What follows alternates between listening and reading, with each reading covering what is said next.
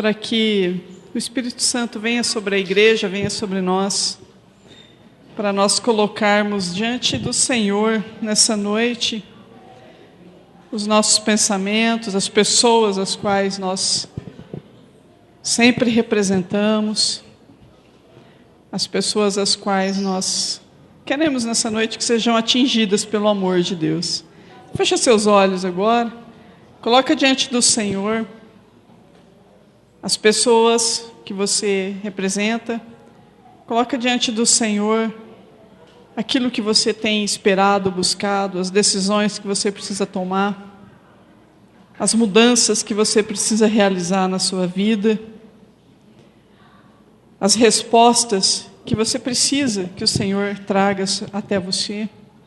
Coloque sua família, coloque seus filhos, proteja seus filhos agora diante de Deus, para que eles sejam abençoados.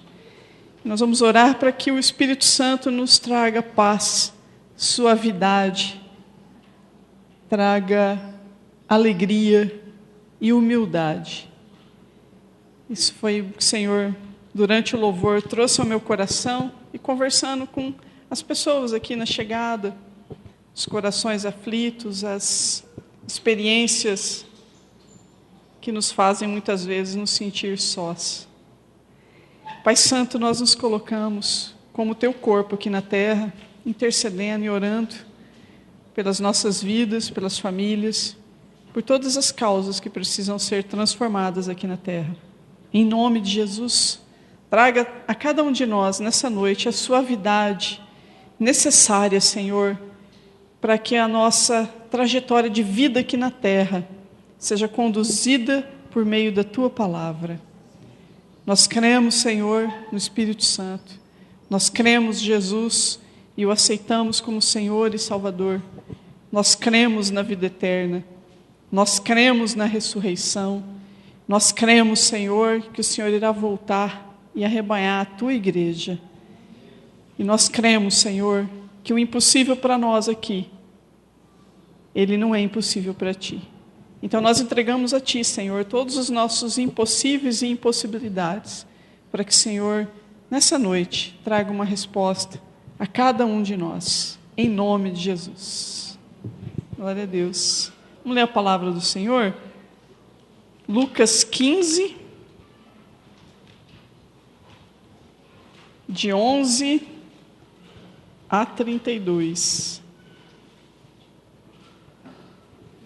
Lucas 15, versículo 11.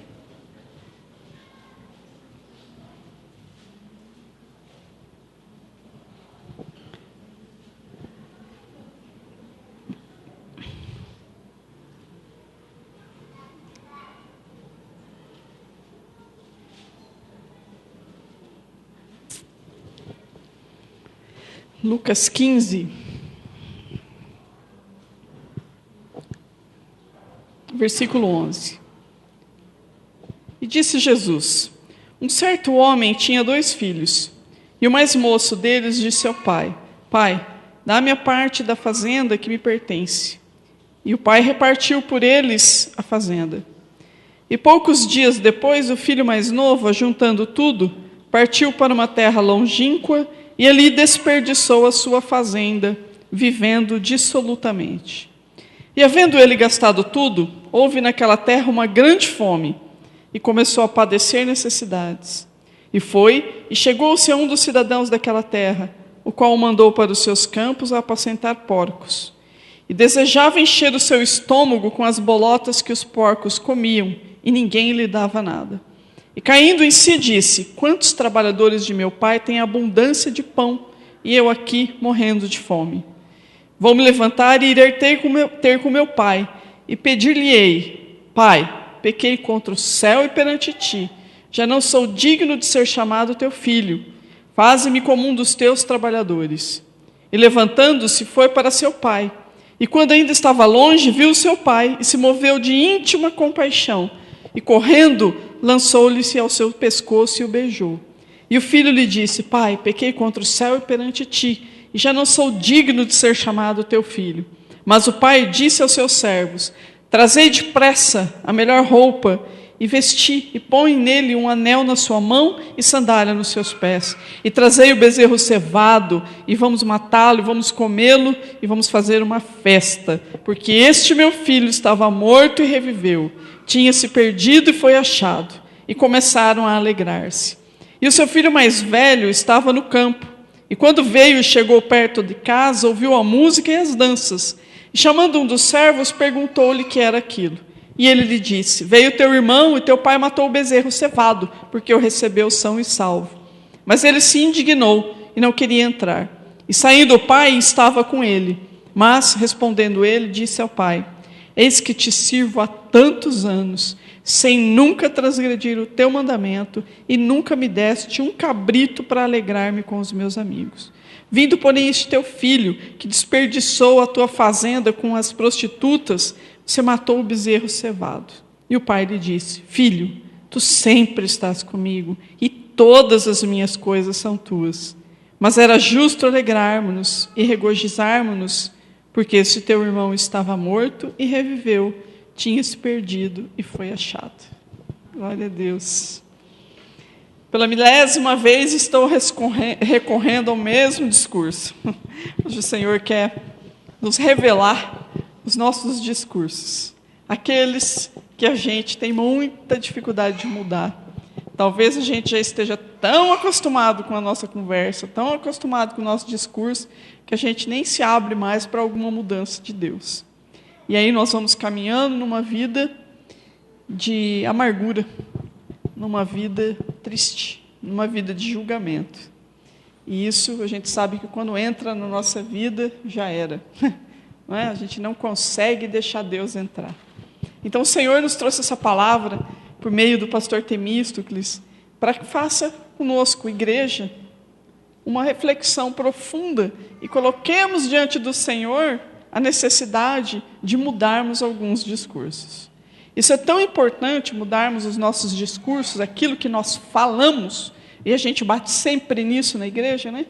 A questão das maldições, a questão daquilo que você fala torna-se vida, aquilo que você fala tem poder no mundo espiritual, que a gente precisa sempre nos lembrarmos, né, das nossas falas, e o Espírito Santo precisa nos incomodar profundamente para a gente mudar de uma forma radical aquilo que nós falamos.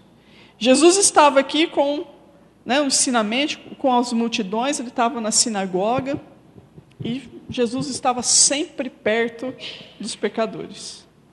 Ele estava sempre com as pessoas que normalmente eram excluídas, as pessoas que não eram ouvidas. E Jesus estava ali curando, libertando, conversando, ensinando, festejando, entrando na casa deles. E os principais, religiosos da época falavam assim: aí, tá vendo? Que mestre é esse? Que anda com as prostitutas, que anda com os drogados, que anda com a pobreza, que anda com os pecadores. E aí Jesus falou assim: vem cá, eu estou sabendo o que vocês estão falando, deixa eu dar um exemplo para vocês do que agrada ao coração de Deus. E ele conta 3 parábolas. Essa é a 3ª parábola que ele conta em resposta a esse julgamento dos religiosos da época, dizendo que Jesus andava entre os pecadores. Ele conta a parábola da ovelha perdida, onde o pastor tinha 100 ovelhas, quando ele vai colocá-las no aprisco, ele conta, faltou uma, ele deixa as 99 seguras, vai atrás daquela que se perdeu, busca a ovelha, fica tão feliz que chama os amigos para fazer uma festa.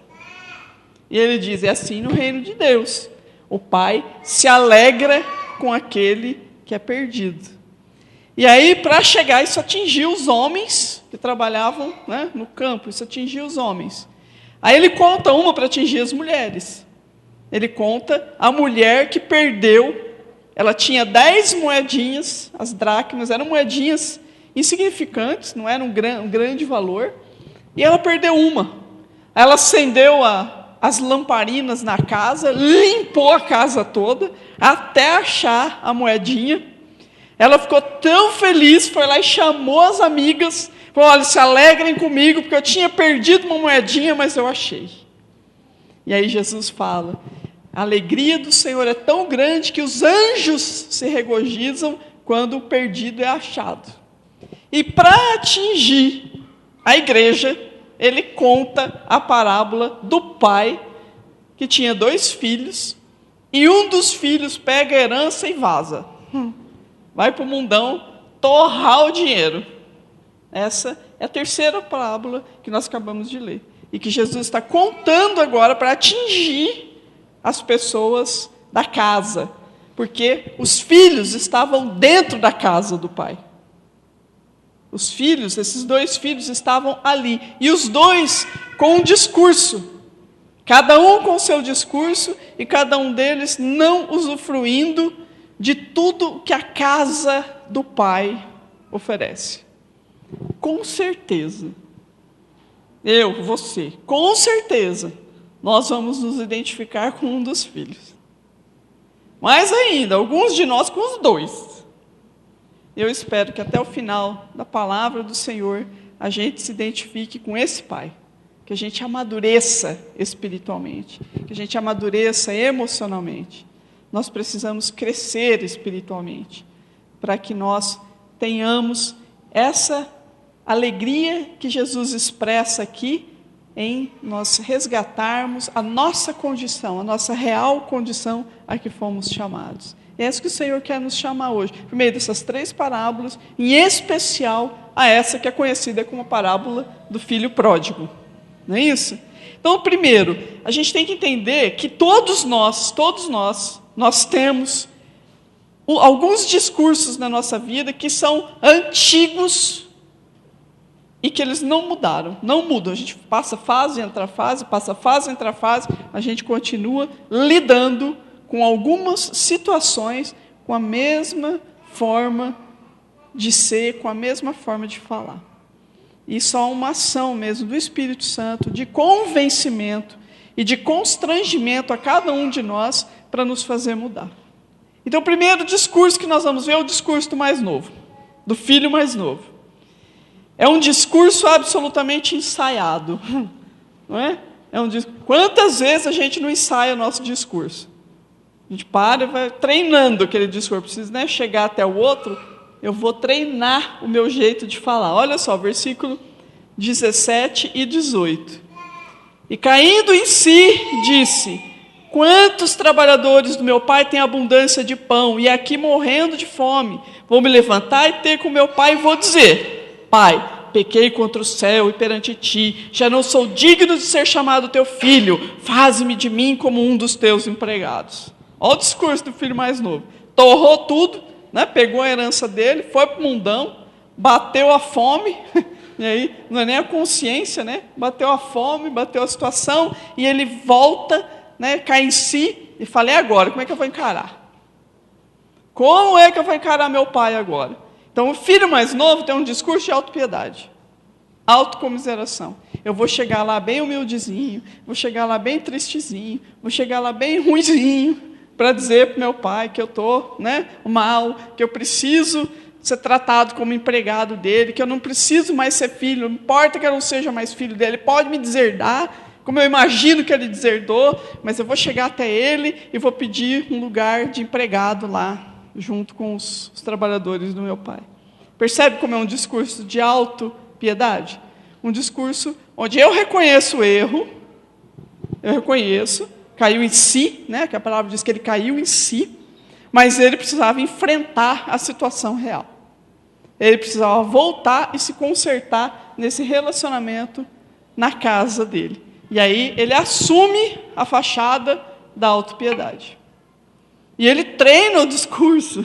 E ele vai no caminho inteiro, imagina ele falando: eu não posso esquecer que eu vou falar isso para o meu pai. Não é isso? Quando a gente está nessa da autopiedade, nós assumimos o lugar de eu estou errado. Eu estou errado. Eu assumo o lugar do erro. Mas eu assumo que o outro precisa ter uma posição de ter dó de mim. A posição da autopiedade é uma posição que me faz ver o outro com medo.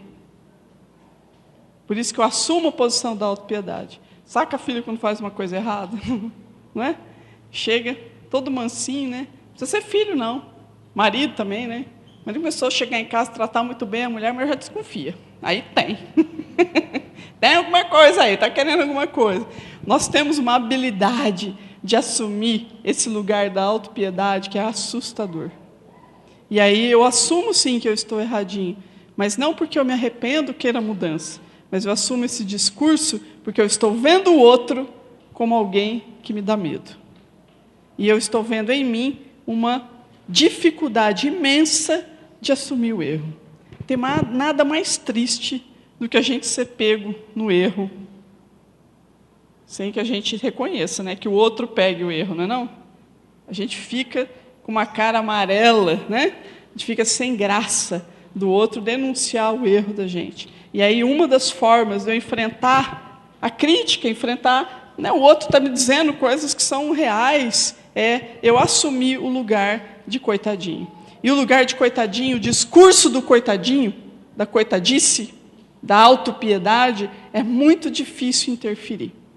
Quando você vai falar com o outro ele traz todas as justificativas de por que ele está daquele jeito. É quase impossível a gente entrar num discurso de autopiedade. É quase impossível.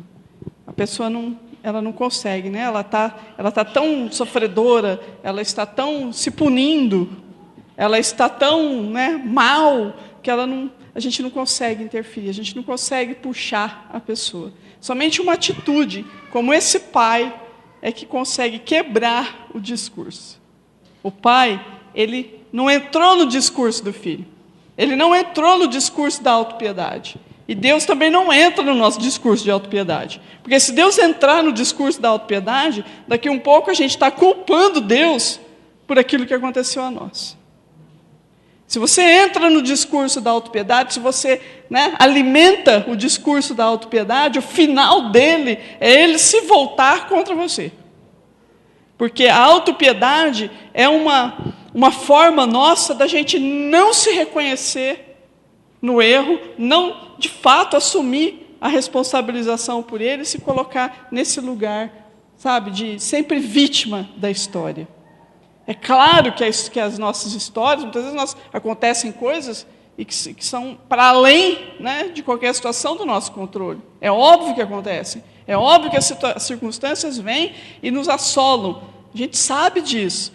O problema é a gente perpetuar o lugar da autopiedade. É claro que eu sofro, é claro que você sofre, é claro que a gente se sente mal, pequeno, arrasado muitas vezes. Mas o problema é o quanto que a gente perpetua esse discurso, afastando qualquer possibilidade de reflexão sobre a minha situação. Eu já tenho a minha história tão pronta na autopiedade, eu já tenho a minha história tão armada, né, tão cheia dos fatores, que você vai conversar, se você vier conversar comigo, eu estiver na autopiedade, eu vou te dar todas as justificativas do mundo de por que eu me mantenho naquele lugar. E aí você tem duas circunstâncias, você fica com dó de mim, começa a entrar na minha, né? Ou você se irrita e vai embora. Porque o discurso da autopiedade, ele também afasta as pessoas, porque é muito difícil você conversar. A pessoa está sempre coitada, né? É uma desgraça atrás da outra, né? E ela nunca reage. Então, esse do filho mais novo, e que às vezes a gente tem isso, sabe? Principalmente quando a gente, né, faz os erros nossos aí. Quando a gente comete os nossos erros, quando a gente toma más decisões, quando as coisas acontecem na nossa vida e a gente se sente só, fraco, com fome, abandonado, né? Faz uma análise, errei, aí como que eu volto agora a esse trecho? Como eu recomeço agora? Aí eu vou recomeçar com a autopiedade. E aí a gente precisa ter uma atitude, ou ter pessoas, ou nós sermos essa pessoa, como esse pai. O pai, ele não dá continuidade ao discurso do filho. Ele interrompe o discurso do filho. Ele para no meio com o discurso do filho. Olha os versículos 20 e 21. E levantando-se foi para o seu pai. E quando ainda estava longe, viu seu pai e se moveu de íntima compaixão.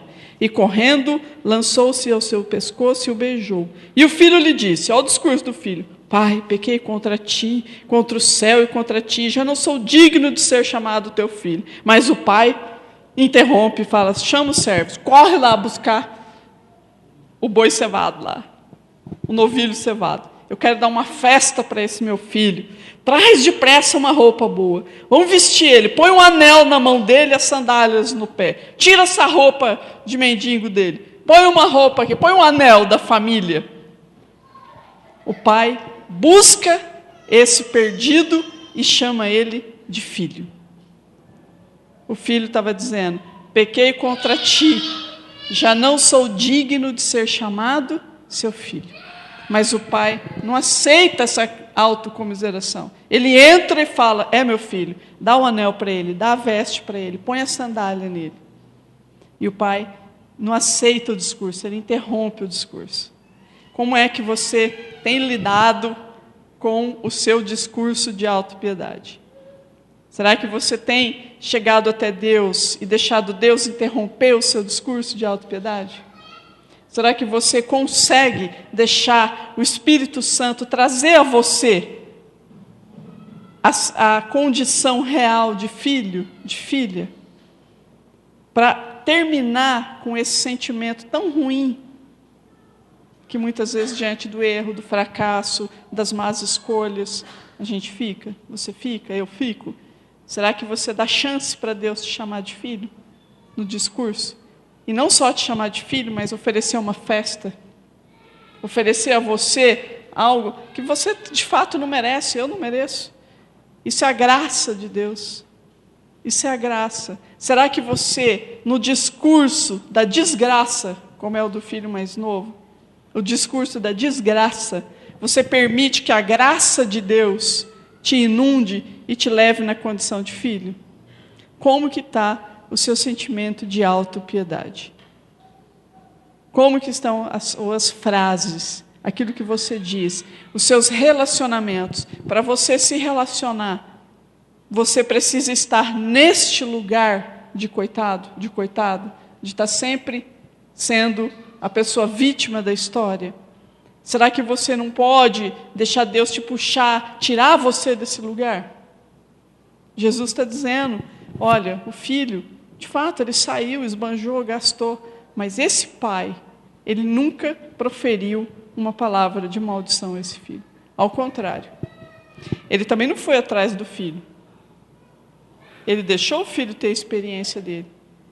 Ele confiou que um dia o filho voltaria.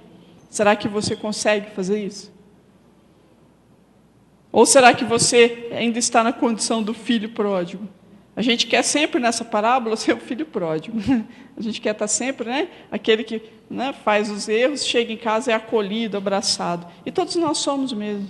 Quando nós chegamos na igreja, quando nós chegamos no Senhor, nós somos esse filho pródigo, que deixamos a casa do pai e voltamos, no popular, com o rabinho entre as pernas.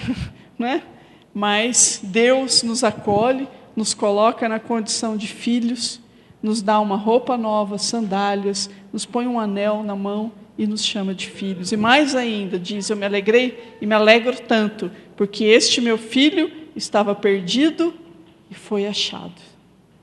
Olha que coisa linda, de Deus, quando Deus fala isso para nós. Então, o discurso do filho mais moço, ele é um discurso ensaiado, ele é um discurso treinado, que insiste na autopiedade, que insiste no eu estou sempre erradinho. Você não está sempre errada. Você não está sempre. Quando nós nos colocamos diante do Senhor, no arrependimento, é isso que Deus faz com cada um de nós. Quantas vezes nós chegarmos até o Senhor com o coração arrependido, é esse o trabalho que Deus faz conosco. Muda esse discurso, ele interrompe o nosso discurso de coitadice.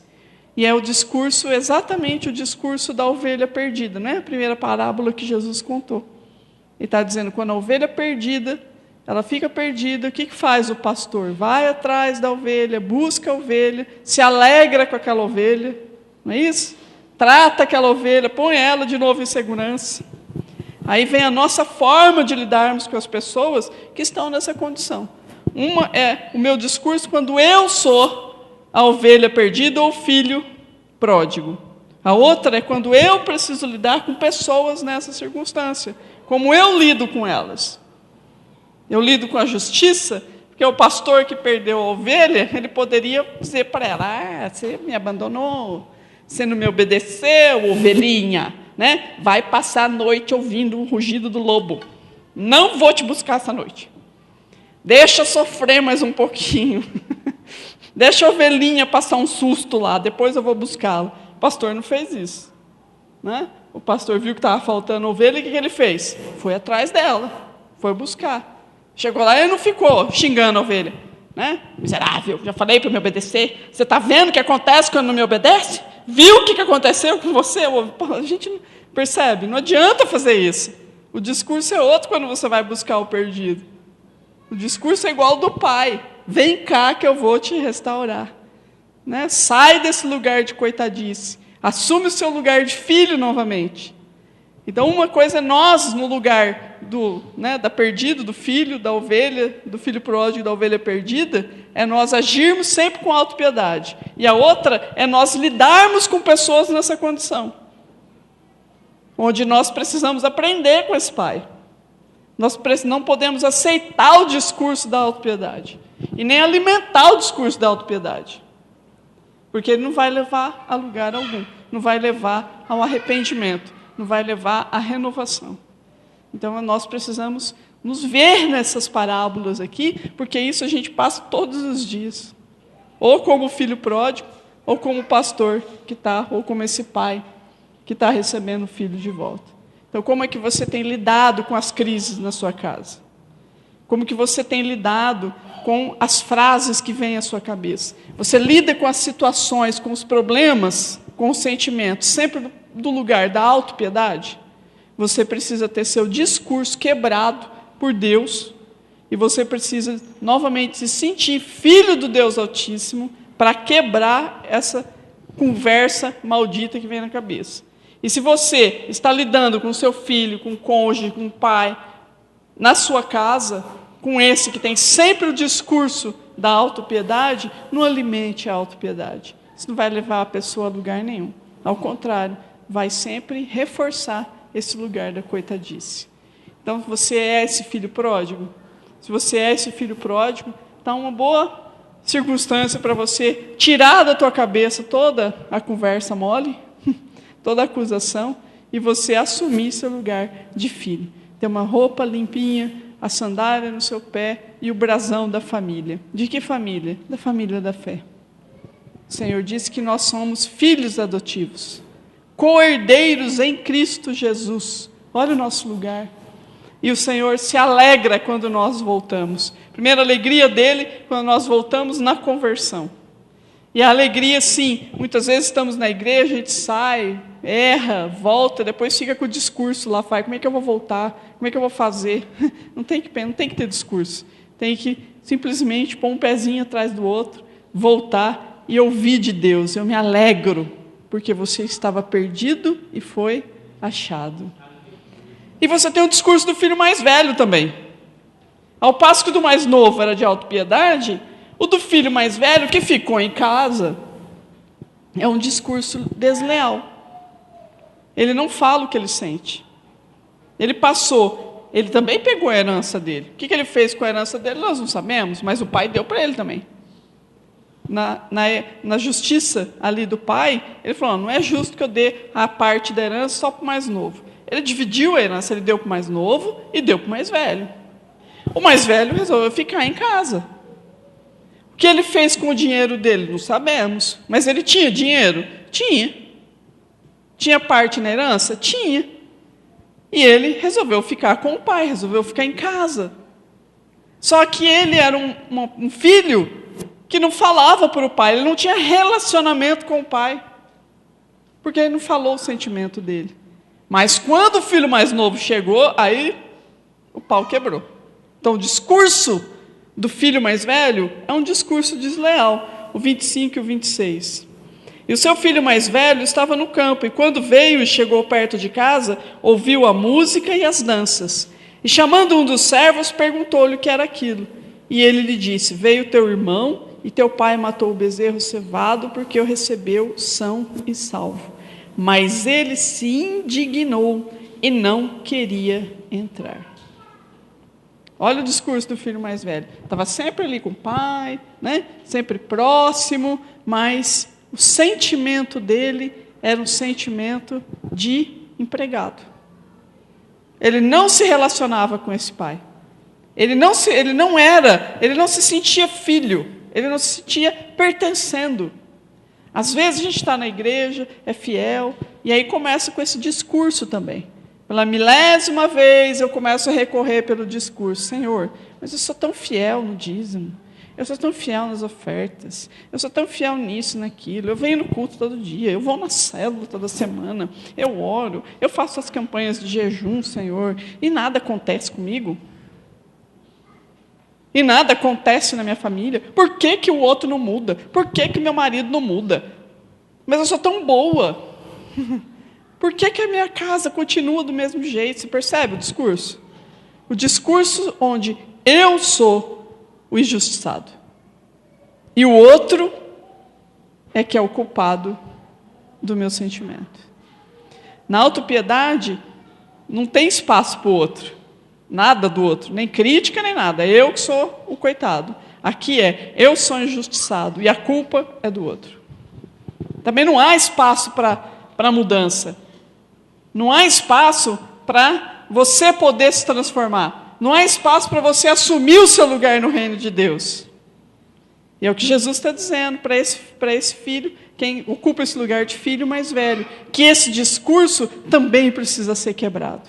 Olha só, o filho volta, o discurso dele, ele chega para o pai e fala assim, esse teu filho aí, não é irmão dele, não é irmão.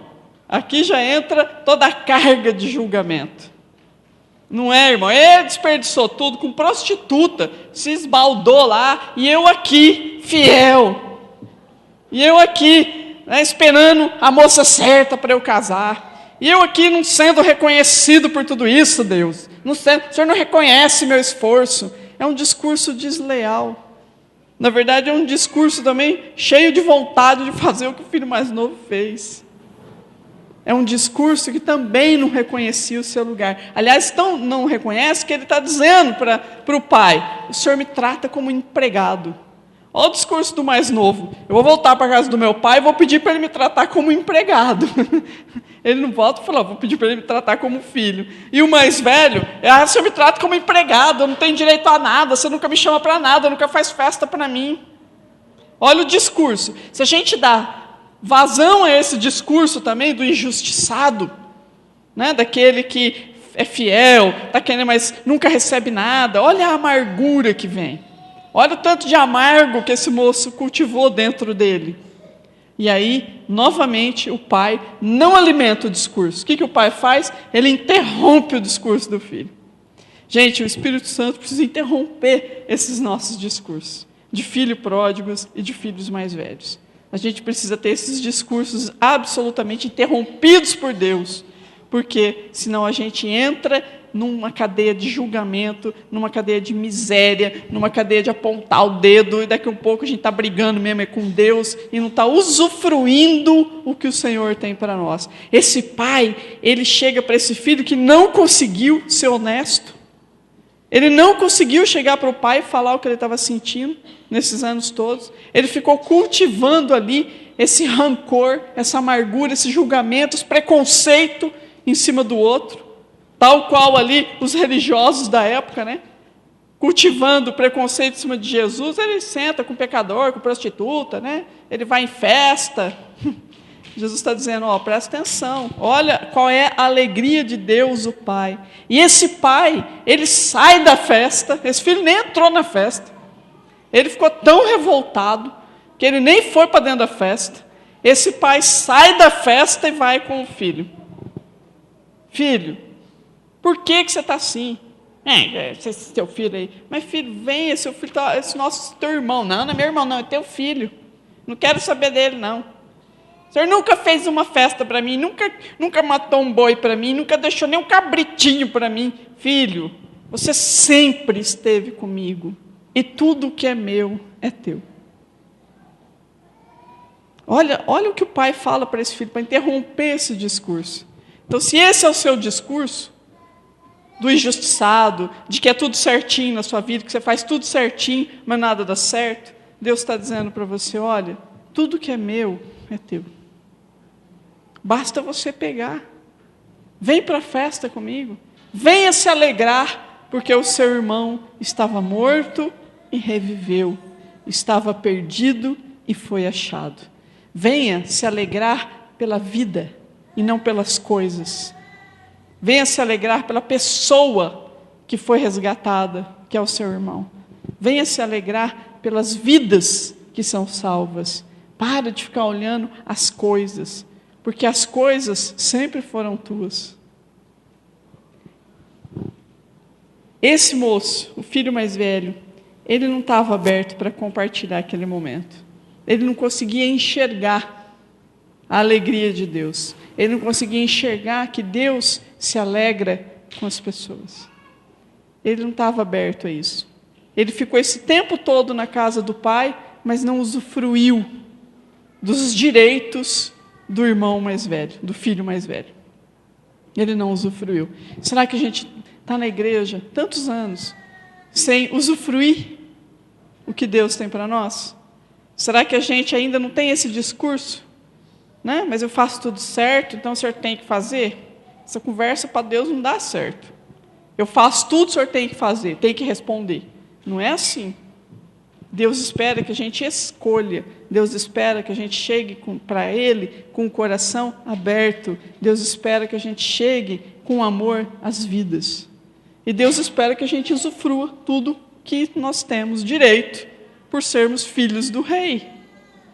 Não é isso? Então, o discurso do filho mais velho, ele não consegue ver o outro como irmão, porque ele se acha maior, melhor, ele se acha certinho, ele não desfruta dessa bênção total, e ele se sente absolutamente diminuído. Diminuído. É a parábola da moedinha perdida. Né? Uma moedinha sem valor, que a mulher vai, limpa tudo e resgata a moeda e se alegra. Então, o discurso do filho mais velho, desleal, onde ele não fala o que sente, onde ele cultiva essa amargura, onde ele também não se sente filho, precisa ser interrompido pelo pai.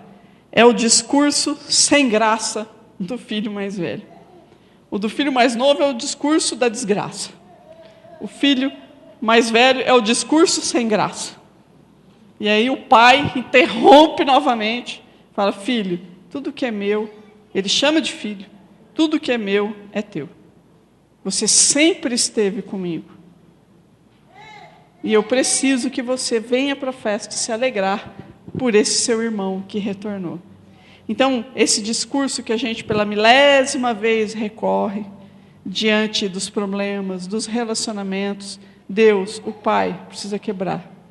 Para a gente, talvez chegar, né, nesse amadurecimento, chegarmos ao lugar desse Pai amoroso, que comunica a verdade. Ele não tem discursinho. Você vê que o pai não fica alimentando discursinho, né? Alimenta o discursinho do teu filho. Alimenta o discursinho de coitadice do teu filho. Alimenta o discursinho de injustiçado do teu filho. Se tiver mais de um, é bom isso, né? Entre irmão, porque gosta mais do outro. Pronto, aí deixa a mãe com culpa. Aí o pai fica, culpado porque não está dando atenção. Aí começa aquele pau danado. Aí o marido começa a acusar a mulher. Você também, não sei o que você fica fazendo o dia inteiro dentro de casa que você não cuida. Eu chego, eu tenho que cuidar. Aí vira um rolo danado. Tudo por quê? Porque esses discursos fazem parte da nossa Constituição. E o que nós precisamos? Ser sábios como esse pai. Interromper esse discurso. Quebrar esse discurso dentro de nós. Quebrar essa conversa mole que a gente tem para manter os relacionamentos sempre pobres, os relacionamentos sempre sem crescimento, os relacionamentos sempre respondendo à minha coitadice ou à minha injustiça. E é esse discurso que mantém Deus muito longe de mim. O discurso do coitado, Deus é um empregador, onde eu vou lá para ele assinar a minha carteira de trabalho e não me reconhecer como filho. Olha que visão que ele tinha do pai, o filho mais moço. E o filho mais velho? Deus é esse carrasco que julga e que, trata de forma desigual.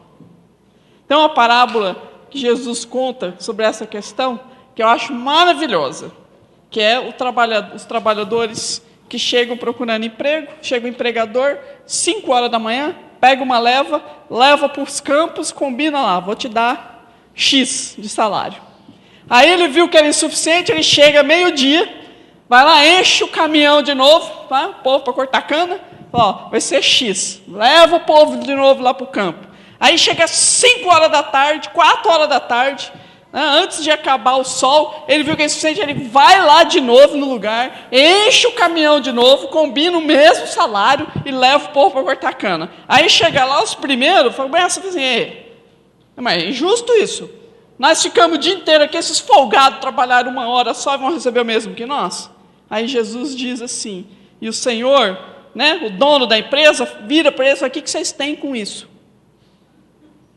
O que é que vocês têm com isso? Eu pago o que eu quiser. Eu combinei com vocês? Combinou. Vocês acharam justo? Achamos. Então pega o teu salário e fica feliz, porque esses aqui tiveram uma oportunidade de emprego antes que o sol se pusesse.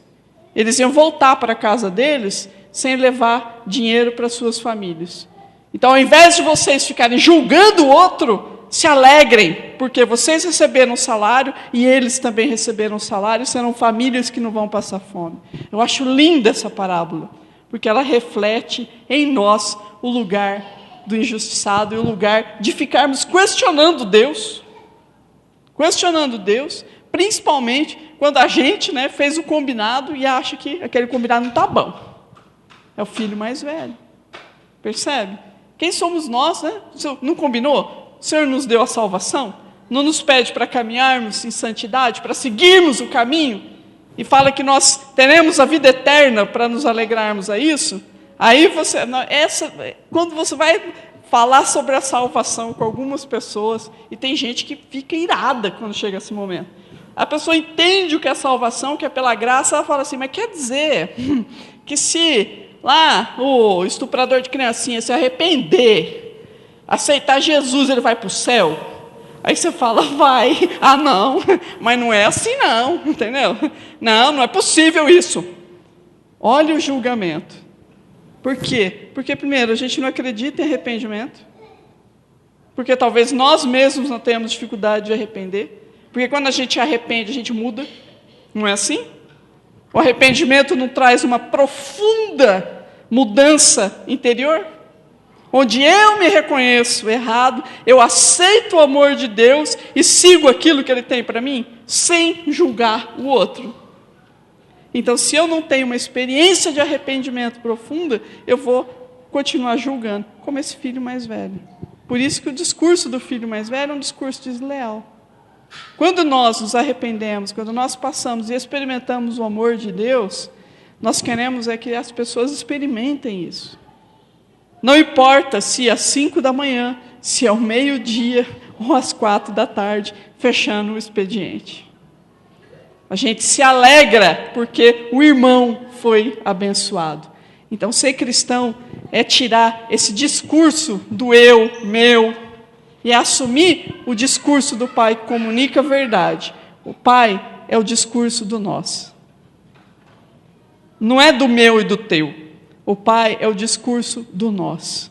Ele interrompe o discurso egoísta que nós temos e inclui o discurso do nós. Por quê? Os dois receberam a herança.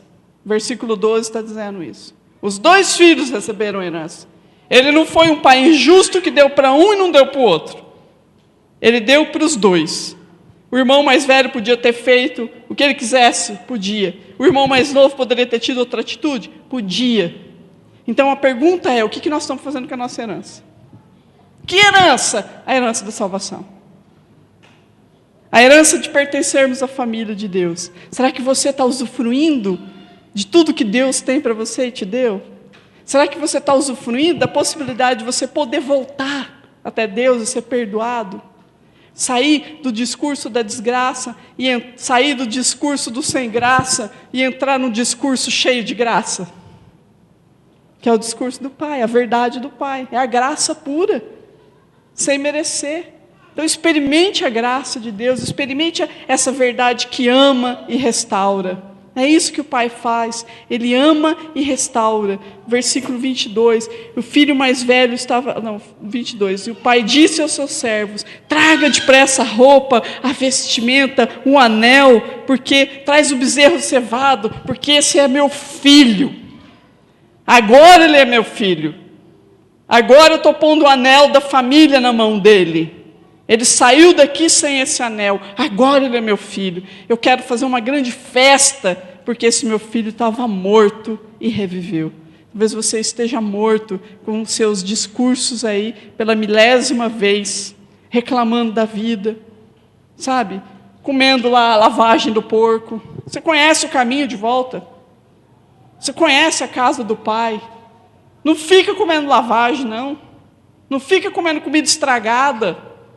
Não fica com vergonha de chegar diante de Deus e falar, Deus, errei.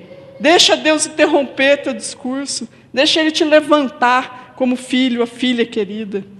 Chega de ficar com o mesmo discursinho, levando você à autopiedade. E chega também com o mesmo discurso que te leva a julgar, te leva a ter um coração amargo, te leva a dizer que você não faz parte, porque ninguém te ama, ninguém te quer, né?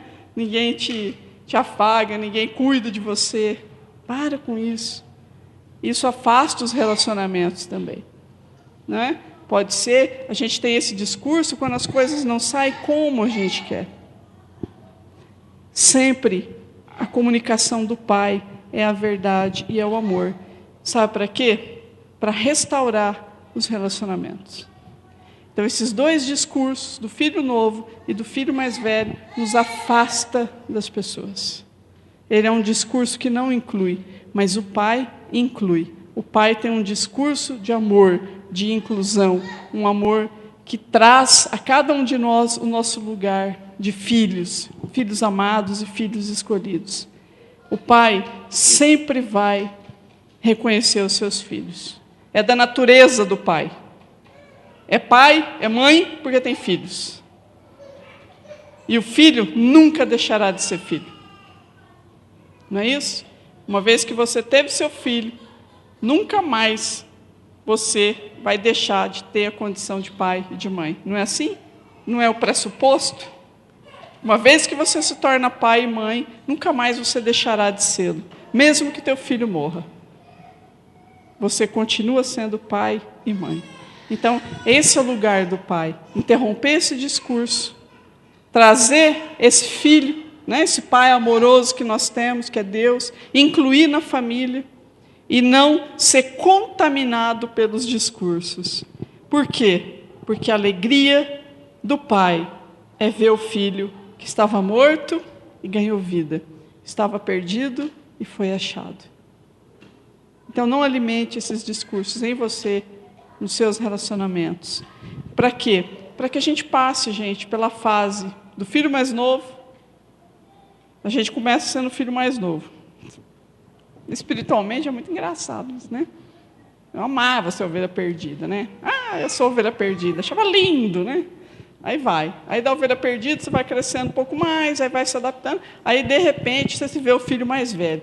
Eu fiquei com uma vergonha de que eu me vi com essa ranhetice do filho mais velho, né? Porque você vai caminhando, sabe? Você não é mais a ovelha desgarrada, né? Você não vai ficar mais buscando a salvação, voltando para casa, né? Errando. Aí você já está mais certinho e tal, mas começa o julgamento, né?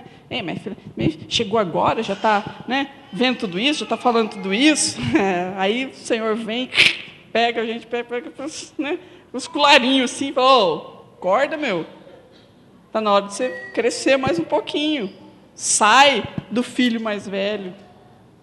Eu fiquei com uma vergonha quando Deus falou isso para mim. Você não tem noção, né? E eu fiquei indignada comigo mesmo, né? Falei assim, puxa, passei tantos anos achando uma maravilha ser, né, o filho pródigo, e de repente, só alguns anos, foi muito engraçado.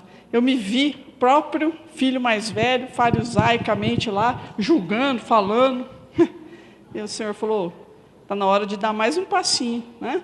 De transformar nesse pai, nessa mãe amorosos, né? Porque é isso que o Senhor quer para nós, a posição de pais espirituais. O Senhor quer que a gente se alegre com os filhos naturais, os filhos da fé, os filhos espirituais. O Senhor quer que a gente tenha agora o discurso cheio de graça. Eu acho muito lindo isso, né? O pastor Adilson, nessa parábola que fala isso, né? O discurso da desgraça, o discurso sem graça e o discurso cheio de graça. Então, pela milésima vez, qual é o discurso que você tem mantido ao longo desses anos e que tem impedido você de ser um pai, uma mãe espiritual? Um pai e uma mãe espiritual que reconhece o amor que tem sim pelos filhos, tem a sua casa, se alegra, festeja, usufrui. Será que seus relacionamentos não estão precisando passar por isso? Será que no seu relacionamento, o discursinho que está instalado de acusação e de autopiedade não precisa ser quebrado pelo Senhor nessa noite? Será que não está na hora de vocês dois, casais, amadurecerem? Virar gente grande? Será que não está na hora de você, que tem a fé há tanto tempo, não ser uma pessoa usada por Deus?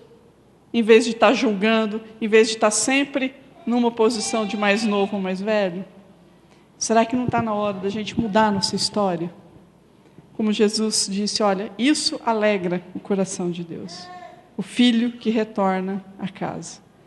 Então é isso que o Senhor quer para nós nessa noite. Ele quer quebrar esse discurso de filho mais novo, de filho mais velho, e nos levar à condição de pai e mãe espirituais. Aqueles que deixam todo o discurso e se alegram com as pessoas. Você precisa se alegrar com os seus relacionamentos. Você precisa agradecer a Deus pelas coisas que você tem. Você precisa se alegrar a Deus pelas possibilidades de pessoas que Ele colocou à sua volta, para você se relacionar. Você precisa sair da amargura desse mesmo discurso na tua cabeça. Você precisa se alegrar como esse pai. Você precisa dar uma festa pelos relacionamentos que você tem. Você precisa festejar. Você precisa estar na condição de filho amado de Deus. Você precisa se alegrar pelos seus relacionamentos. Você já agradeceu a Deus por eles? Pelos relacionamentos? Você já agradeceu a Deus pela sua casa, pelos seus filhos? Você já agradeceu a Deus pela sua história?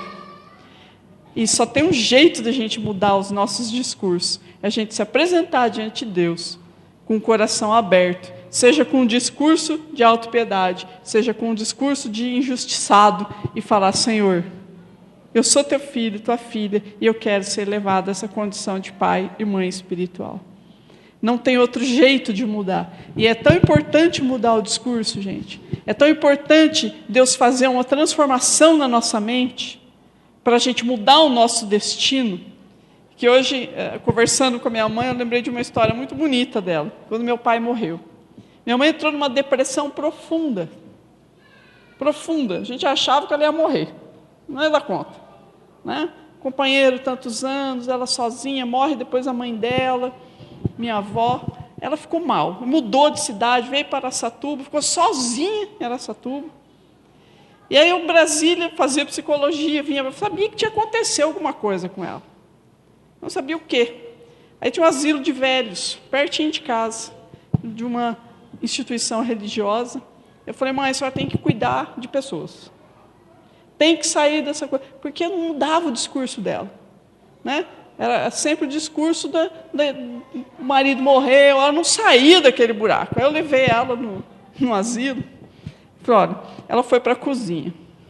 E ali ela estava contando que elas iam na feira buscar resto de comida. Resto, né? Feira. Aí pegava, punha na sacola, levava para o asilo, colocava em cima lá das pias. E a responsável, né, pelo asilo, aquela mulher se ajoelhava, agradecia a Deus, porque os velhinhos iam ter comida aquela semana, e ali ela começava a processar os alimentos. E ela falava que no primeiro mês que ela fazia isso, ela chorava, porque ela falava, nossa, tenho tanta comida em casa, né? E aqui eu estou mexendo com o resto. Ela falava assim, mas isso aqui tem que jogar fora, né? E a pessoa responde, não, olha, fica tranquila, você vai ver como vai ficar a comida boa. E aquilo ela foi transformando, né, aqueles restos de alimento em comida boa, e foi mudando o discurso dela de coitadice, e foi saindo da depressão. Assim que é um tratamento psicológico muito indicado, né, meio de choque. Mas já que era minha mãe, né, está tudo em paz.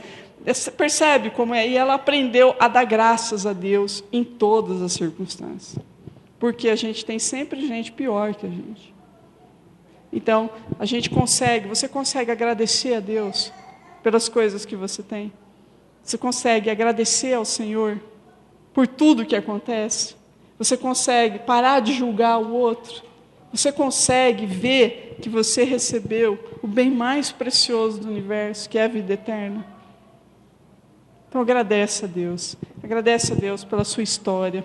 Agradece a Deus pela sua casa, agradece a Deus pelos seus filhos, agradece a Deus pelo seu casamento, agradece a Deus pela sua profissão, agradece a Deus pela sua saúde, agradece a Deus por você ser filho, filha do Deus Altíssimo. Agradece a Deus porque um dia você estava morto e você reviveu.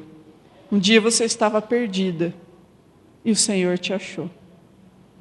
Vamos participar dessa grande festa que é do coração de Deus.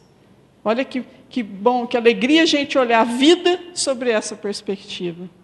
E não pela perspectiva do injustiçado e nem do desleal. Olha que coisa linda, a gente olhar para a vida a partir dessa realidade. Eu estava morta e Deus me reviveu. Literalmente me reviveu. Eu estava perdida e o Senhor me achou. É isso comigo, é assim com você, na sua história, na sua vida. Vamos orar ao Senhor, vamos ser ungidos, vamos agradecer a Deus na oração da unção de agradecimento pela sua vida. Pela 1000ª vez, estou recorrendo ao mesmo discurso. Chega da 1000ª vez, vão acabar com esse raio desse discurso. Né? O discurso do filho mais novo, da autopiedade. O discurso do filho mais velho, do injustiçado. Vamos voltar à condição de paz, vamos comunicar a verdade de Deus. E a verdade de Deus nos levanta. Se está escrito na palavra do Senhor e foi colocado no seu coração, não se preocupe, haverá festa, porque você foi colocado no lugar de filho do Senhor. Vamos nos levantar, vamos, no nosso apelo, a gente tratar dessa questão de sermos agora, nos colocarmos diante do Senhor. Coloca a sua história agora diante do Senhor. Você está voltando à casa do Pai? Então se coloca, peça perdão ao Senhor. Você está dentro da casa do Pai, mas com um discurso de coitado, de injustiçado?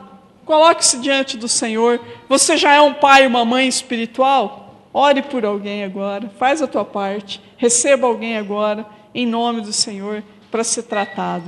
Pode vir à frente, os irmãos vão estar orando. Quem é mais velho na fé já pode orar. Vamos lá, vamos fazer a oração. Vamos pegar as pessoas, ungir.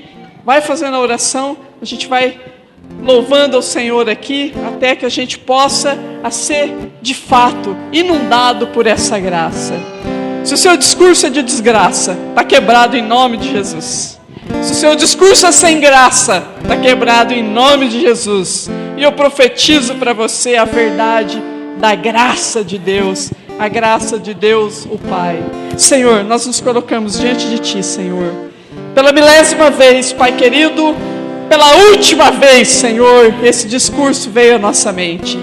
Pela última vez, ó Pai, nós vamos quebrar, anular e desligar essa conversa mole que tem batido em nossas mentes, de que nós não podemos, não somos capazes, ou então de porque o Senhor nunca responde a nossa oração, Senhor. Pai, em nome de Jesus, venha o Teu Espírito Santo nessa noite, trazendo a memória de cada um agora, Senhor, o arrependimento necessário, Senhor, e mais ainda, Pai, trazendo o reconhecimento, a alegria, trazendo a Ti, Deus amado, a grande alegria de tudo que o Senhor tem dado a cada um de nós. Pai, nós nos reconhecemos, Senhor, diante de Ti, e nos alegremos. Alegraremos o nosso coração por tudo que o Senhor tem nos dado, Pai, em nome do Senhor Jesus.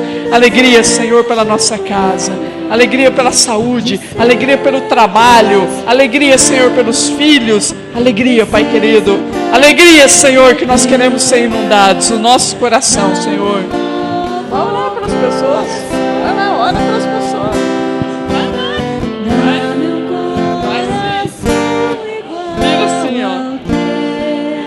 Faz, Senhor, a tua obra nessa noite, ó Pai Santo.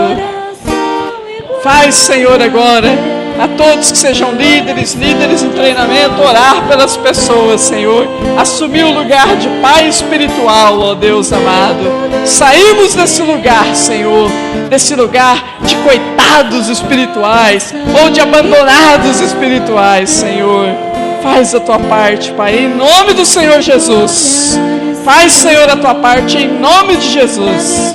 Amém, irmã. Adeus. Nada encontrarás de bom, mas um desejo eu tenho de ser transformado. Preciso tanto do teu perdão. Dá-me novo coração, dá-me coração igual ao teu, meu mestre. Dá-me coração igual ao teu, coração disposto a obedecer, cumprir todo teu querer. Dá-me coração igual ao teu. Ensina-me a amar o meu irmão, a olhar com teus olhos, perdoar com teu perdão. Enche-me com teu Espírito, endireita os meus caminhos. Oh Deus, dá-me novo coração. Enche-me com teu Espírito, endireita os meus caminhos. Oh Deus, dá-me novo coração. Glória, Senhor. Dá-me coração igual ao teu, meu mestre. Dá-me coração igual ao teu, coração disposto a obedecer, cumprir todo teu querer. Dá-me coração igual ao teu. Se tu Eu gostaria agora que a gente fizesse uma oração diferente. dentro de mim. As pessoas que vieram na igreja hoje